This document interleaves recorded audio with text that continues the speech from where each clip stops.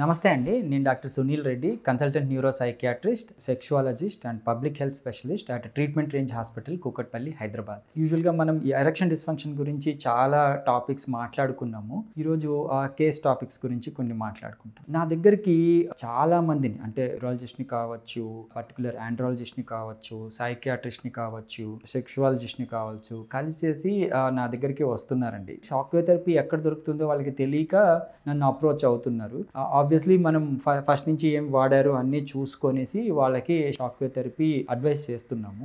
చాలా రికవరీ ఉంది. Recovery in the sense erection డిస్ఫంక్షన్లో నుంచి వాళ్ళు బయటపడి అంగస్తంభన ప్రాబ్లం గురించి వెళ్తూ ఉంటారు కదా. ఇలా ఈ అంగస్తంభన ప్రాబ్లమ్ని ఈ షాక్ వేవ్ థెరపీ ఈజీగా ట్రీట్ చేస్తుంది.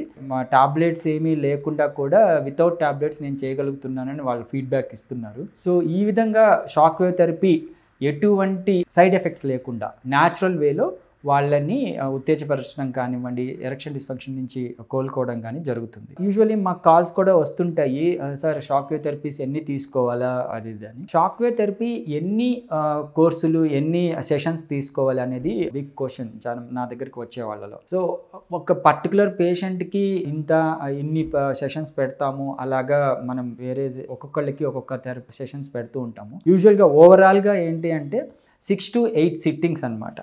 అంటే 6 to 8 సిట్టింగ్స్ ఎందుకు అంటే, ఇప్పుడు ఒక్క షాక్ వేవ్ థెరపీస్ తీసుకుంటే వాళ్ళకి ఫలితం వెంటనే రాకపోవచ్చు. యాక్చువల్లీ షాక్ వేవ్ థెరపీ ఇచ్చినప్పుడు అంగంలో ఏం జరుగుతుంది అంటే, ఒక ఇన్ఫ్లమేటరీ ప్రాసెస్, అందులో ఒక రకమైన అలజడి ఏర్పడుతుంది అంగంలో డైరెక్ట్గా ఇచ్చినప్పుడు. ఈ సౌండ్ వేవ్స్ ద్వారా అకోస్టిక్ వేవ్స్ అంటాము. ఇవి పర్టికులర్ లెంత్స్తో మనం ఇస్తాము. అప్పుడు అంగంలోని మజిల్స్ ఉంటాయి కదా, అవి స్మూత్ మజిల్స్ అంటాం. మామూలుగా మన మజిల్స్ అంటే వేరే రకము, ఆ స్మూత్ మజిల్స్ వేరే రకం. ఈ స్మూత్ మజిల్స్లో ఒక రకమైన అలజడి తయారవుతుంది. దానికి రక్త ప్రసరణ కావాలి అన్న సూచనలు వస్తాయి. అప్పుడు ఏంటి అంటే, కొత్త రక్తనాళాలు నియోవాస్కులరైజేషన్ అంటాం. నియోవాస్కులరైజేషన్ జరిగి వాటికి రక్త ప్రసరణ జరుగుతుంది. సో ఈ ప్రాసెస్కి, అంటే ఇన్ఫ్లమేటరీ ప్రాసెస్ కానివ్వండి, దానికి కొత్త రక్తనాళాలు ఏర్పడి కొత్త రక్తం దానికి చేరడం కానివ్వండి, ఈ ప్రాసెస్కి కనీసము 1.5 నెల నుంచి, అంటే 6 weeks to 8 weeks పడుతుందండి. ఈ 8 weeksలో మనం మధ్యలో ఈ థెరపీ ఇంకా ఉత్తేజపరచడం వల్ల దానికి ఇంకా రక్త ప్రసరణ జరిగి అంగస్తంభన నుంచి పూర్తిగా కోలుకోవడానికి జరుగుతుంది. ఇది ఒక ప్రాసెస్.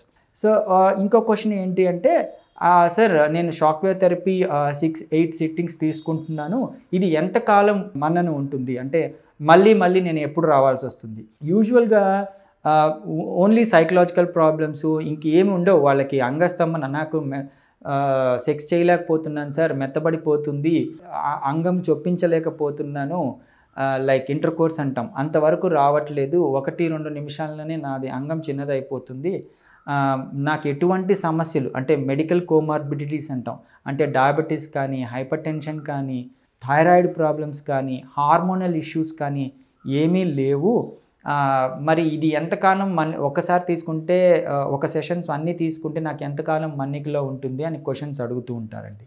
సో యూజువల్గా ఎనీ కోమార్బిడిటీస్ లేకపోతే వాళ్ళకి అంగస్తంభన ప్రాబ్లం నుంచి పూర్తిగా వాళ్ళకి వెసులుబాటు కలిగినట్టే, వాళ్ళు మళ్ళీ రానవసరం లేదు. కాకపోతే ఎవరికైనా డయాబెటీస్ ఉండి, డయాబెటీస్లో ఆబ్వియస్గా ఎరెక్షన్ డిస్ఫంక్షన్స్ వస్తూ ఉంటాయి, నా ముందు వీడియోస్ చూస్తుండొచ్చు. ఈ ఎరెక్షన్ డిస్ఫంక్షన్కి మనం 8 సెషన్స్ 6 సెషన్స్ అంటాం కదా, ఇవి తీసుకున్న తర్వాత వాళ్ళకి 2 to 5 years వరకు, నా పేషెంట్స్ 2 to 5 years వరకు వాళ్ళకి మళ్ళీ రాకపోవచ్చు. ఎందుకంటే తర్వాత ఎందుకు ఇబ్బంది అవుతుందంటే, ఈ డయాబెటీస్ ఎటు కంటిన్యూ అవుతుంటే వాళ్ళ కొలెస్ట్రాల్ లెవెల్స్ అలాగే ఉంటుంది, మళ్ళీ అంగంలో ఈ రక్తం ప్రసరణలో ఏదైనా ఇబ్బందులు జరిగి మళ్ళీ as it is erection dysfunction రావచ్చు.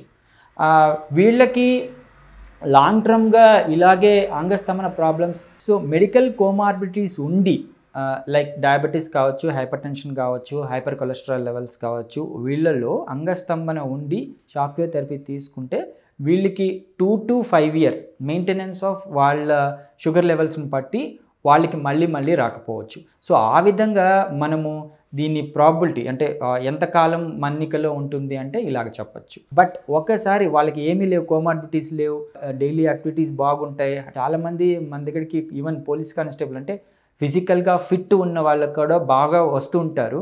సో వాళ్ళకి అదే చెప్తున్నాను, డయాబెటీస్ ఉండి వాళ్ళ కంట్రోల్లో ఉంటే మళ్ళీ మళ్ళీ అవసరం పడకపోవచ్చు.